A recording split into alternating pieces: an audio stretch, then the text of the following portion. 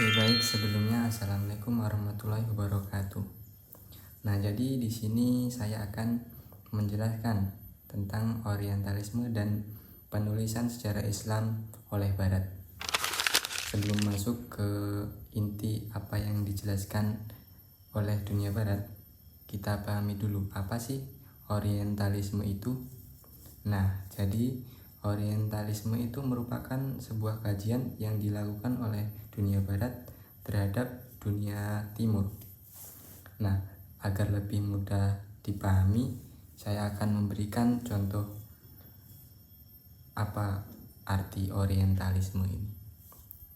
Nah, bayangkan jika tetangga kamu memaparkan atau membuat cerita tentang kehidupan di rumahmu tanpa tahu sebenarnya, dan cerita tersebut menyudutkan rumah tangga kita, padahal dia hanya melihat dari jendela, tidak tahu sebenarnya apa yang terjadi di dalam kehidupan kita.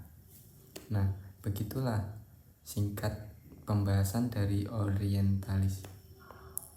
Nah, dalam kajian dunia Barat ini bertentangan dengan dunia Islam, baik dalam bidang perdagangan, sosial, dan juga politik. Dalam perkembangannya, kajian orientalisme ini menggunakan dunia Islam untuk objek utama penulisannya. Dan orientalisme ini tidak selalu bersifat netral.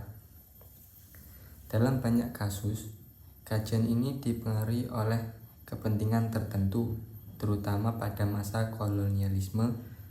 Nah, hal ini menyebabkan munculnya perbedaan cara pandang antara dunia Barat dan Islam dalam memahami ajaran serta sejarah Islam sebenarnya, seperti yang dijelaskan di dalam PowerPoint ini. Oke, kita masuk ke pembahasan berikutnya. Nah, di pembahasan berikutnya yaitu perspektif orientalis. Nah, dalam penulisan oleh dunia Barat mengenai sejarah Islam ini, perspektif orientalis dalam memahami Islam menggunakan pendekatan historis dan kritis.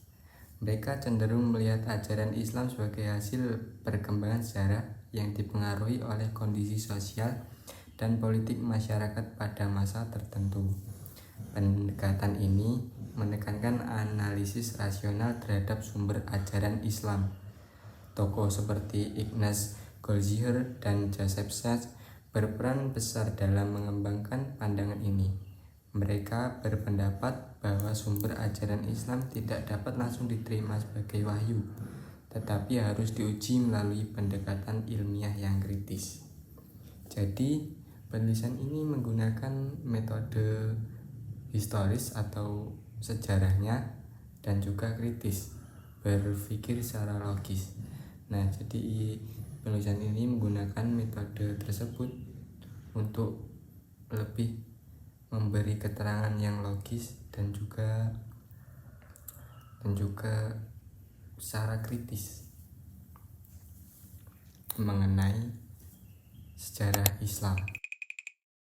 Nah, dalam pembahasan berikutnya terdapat kajian terhadap Al-Quran dan juga kajian terhadap hadis oleh orientalis. Nah, dalam kajian terhadap Al-Quran tidak selalu dipandang sebagai wahyu yang sepenuhnya orisinal. Beberapa orientalis berpendapat bahwa Al-Quran memiliki keterkaitan dengan kitab-kitab sebelumnya, sehingga dianggap sebagai bagian dari tradisi keagamaan yang berkembang di Timur Tengah. Selain itu, variasi qiraat dalam Al-Quran dipandang sebagai hasil ijtihad manusia yang muncul akibat keterbatasan sistem penulisan Arab pada masa awal. Pandangan ini menunjukkan bahwa orientalis melihat Al-Quran dari sudut pandang historis, bukan sebagai wahyu ilahi yang mutlak. Nah, kata terakhir inilah yang perlu digarisbawahi, yaitu tadi bahwa orientalis itu melihat Al-Quran dari sudut pandang historis, bukan sebagai wahyu ilahi yang mutlak. Nah, berikutnya terdapat kajian terhadap hadis. Dalam kajian hadis, orientalis cenderung meragukan keasliannya. Hadis dianggap sebagai produksi sosial dan politik yang berkembang dalam masyarakat Islam seiring waktu. Pandangan ini muncul karena adanya perbedaan kondisi sosial dan kepentingan politik yang mempengaruhi periwayatan hadis. Selain itu, terdapat teori yang menyatakan bahwa sanad hadis direkayasa ke belakang untuk memberikan legitimasi terhadap ajaran tertentu. Hal ini semakin memperkuat pandangan orientalis bahwa hadis tidak sepenuhnya dapat dipercaya sebagai sumber ajaran Islam. Nah, jadi ya seperti halnya pandangan terhadap Al-Quran tadi, ya orientalis ini memandang ajaran Islam dengan sudut historisnya, yaitu melalui sejarah dan melalui pikiran secara kritis tadi. Baik, di pembahasan selanjutnya yaitu orientalisme dalam kolonialisme. Nah, orientalisme tidak hanya berkembang di dalam dunia akademis saja, tetapi juga digunakan dalam praktik kolonialisme ini. Snodgrass, salah satu tokoh yang memanfaatkan kajian Islam untuk kepentingan kolonial Belanda di Indonesia. Ia menyarankan agar praktik ibadah umat Islam tetap dibiarkan, tetapi aktivitas politik harus dibatasi. Strategi ini bertujuan untuk melemahkan kekuatan umat Islam agar tidak menjadi ancaman bagi kekuasaan kolonial. Nah, berikutnya yaitu perspektif Islam atau sudut pandang umat Islam. Dalam perspektif Islam ini, kajian Islam terhadap Al-Quran dan juga hadis tadi, dalam pandangan umat Islam itu diyakini sebagai wahyu Allah yang terjaga keasliannya. Keaslian ini dijaga melalui dua cara, yaitu yang pertama dengan teks tertulis, dan yang kedua melalui tradisi Islam yaitu hafalan yang bersifat mutawatir, yaitu dari generasi ke generasi. Hadis juga memiliki kedudukan yang sama, yaitu hukum Islam setelah Al-Quran, kedua setelah Al-Quran. Dan hadis juga ini melalui dua cara atau proses verifikasi, melalui dua cara yang sangat diyakini kekuatan keasliannya, yaitu melalui sanad dan juga matan. Sanad adalah jalur yang ditempuh atau jalur untuk meyakini periwayatan hadis tersebut, dan matan yaitu teks hadis tersebut. Dan yang pastinya kedua perspektif Islam ini sangat diyakini dan dapat dipertanggungjawabkan keasliannya. Dan kemudian ada kritik terhadap bias barat. Nah, jadi orientalis tadi mendapatkan perspektif atau banyak kritik karena dianggap tidak sepenuhnya objektif. Kajian tersebut sering dipengaruhi oleh kepentingan politik dan juga kolonialisme, sehingga tidak murni bersifat ilmiah. Selain itu, orientalis tersebut dinilai mengabaikan tradisi keilmuan Islam seperti sistem sanad tadi dan tradisi hafalan tadi. Hal ini menyebabkan munculnya banyak kesalahpahaman oleh pembaca terhadap Islam dalam kajian barat tersebut. Maka dari itu, teman-teman jika ingin mendalami orientalis ini, harus memiliki sifat yang kritis, jangan mudah terbawa oleh satu sudut pandang, harus lebih banyak mendalami apa sih isi suatu sejarah Islam tersebut, dan perlu sumber-sumber lainnya. Nah, dan kemudian terdapat kritik oleh tokoh.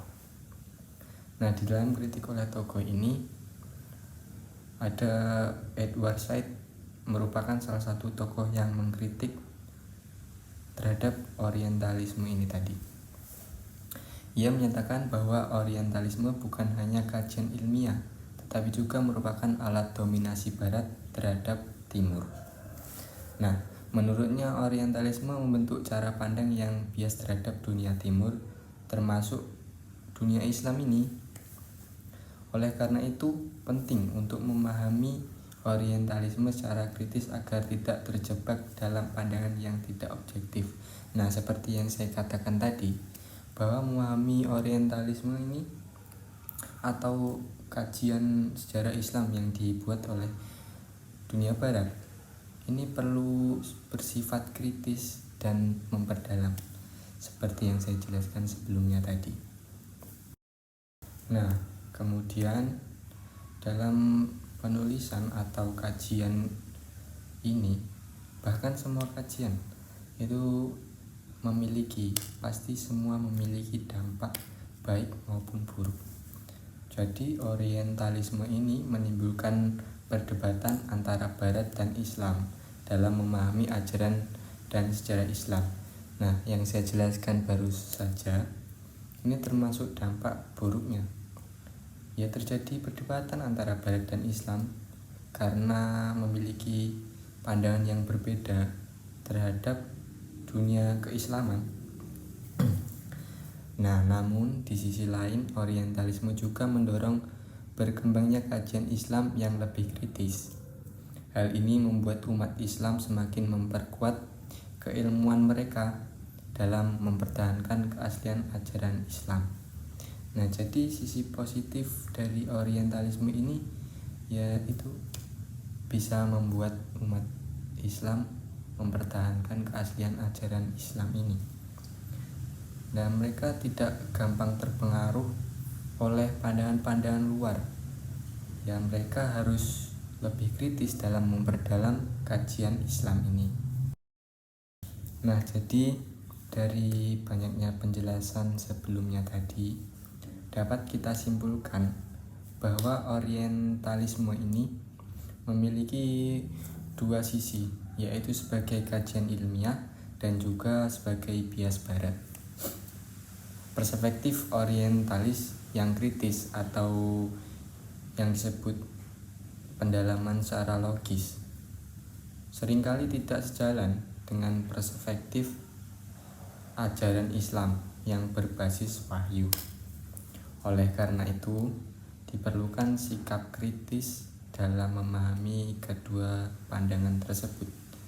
Dengan begitu, kita akan dapat memahami ajaran Islam secara lebih utuh tanpa terpengaruh oleh perspektif semua yang ada. Ya, mungkin itu penjelasan dari kami kelompok 4. Saya Alif Misbah Rizik dan rekan saya Fahira Asmanabila meminta maaf apabila terdapat kata yang salah, dan kepada Tuhan kami mohon ampun. Kita cukupkan pembahasan mengenai orientalisme dan penulisan sejarah Islam oleh Barat ini dengan ucapan alhamdulillah. Alhamdulillah. Terima kasih telah mendengarkan penjelasan dari kami. Wassalamualaikum warahmatullahi